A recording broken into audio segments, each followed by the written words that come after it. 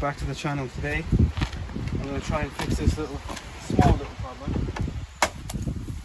with some nice overfenders. So I got my overfenders from A6 Aero. The link's going to be in the description if you want to buy them.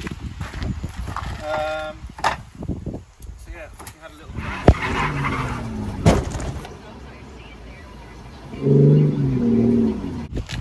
And the back of my car doesn't really line up anymore. So I'm going to try and make it look a little bit more presentable. Also, I have a problem. My boot doesn't really work. So when you try, Sam, when you pull the fucking handle up, there's a massive gap here because I have a bolt kind of separating, making up the difference. And this chassis leg, the seam sitter's cracked in a few places. So I'm guessing it's been pushed that way. And this quarter panel has come, I think, up and back, like towards me. So I'm going to try and pull it back down. I think it's actually down enough as it is.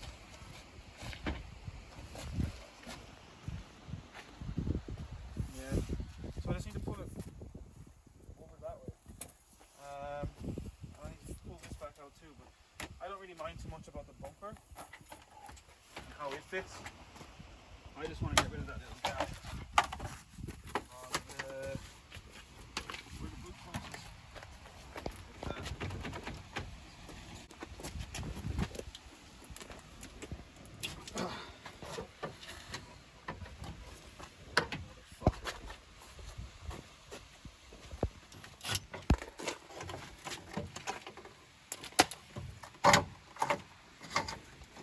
This fucking light is toasted.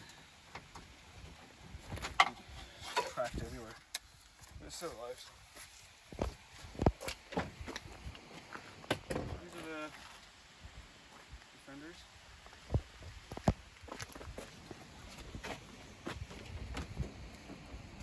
And they just kind of go like that. So it's going to hide all the bullshit and all the damage. I just need to make them fit. It's a little bit nicer. They actually fit really well without doing any work to the fiberglass itself. It just kind of lays on there. Perfect-ish fitment, whatever. You know, it is what it is. But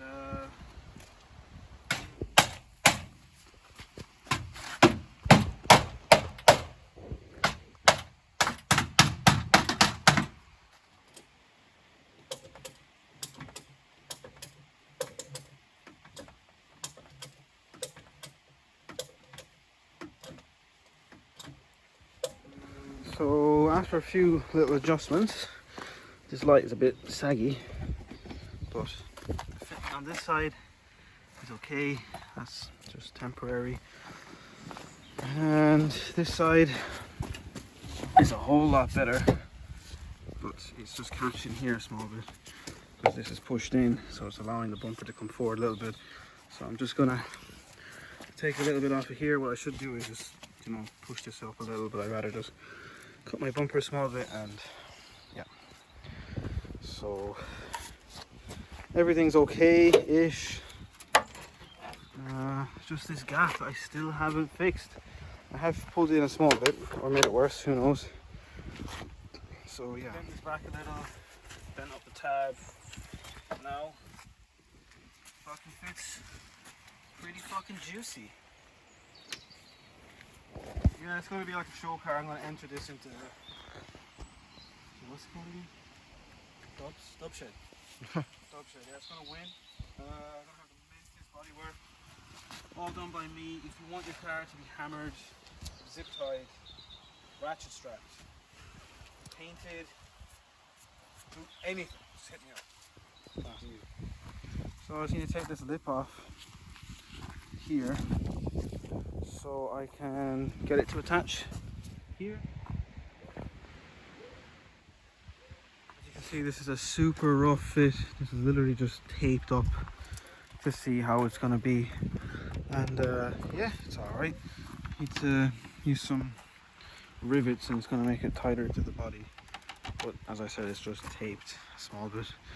I'm really, I can't really see it, really happy with the bumper fitment here. It bending this little tab here made it all fit really nicely. But yeah, it's never gonna look 110%. If it looks like 75, 60, 80% between there, I'm happy with that. I'm happy with everything, to be honest, except this gap, like I pointed out at the start of the video.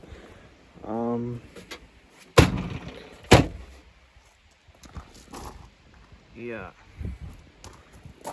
you can cheat with the fender.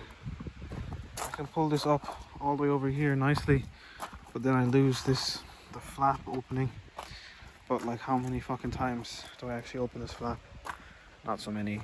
I want to eventually put a fuel tank in the boot, but for now I just have to figure out what I'm going to do. I need to pull this over a little bit more, so if anyone has any ideas how I could actually get this over just that last 5 centimeters, I would be happy to hear them.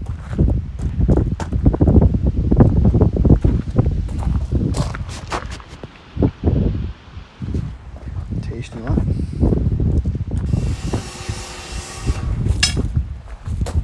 Well, the gap isn't equal. Maybe it actually is. So yeah, that's the end of part 1. The next episode I'm going to be riveting them on and painting them. Thanks for watching. It's getting dark. Yeah, shoot.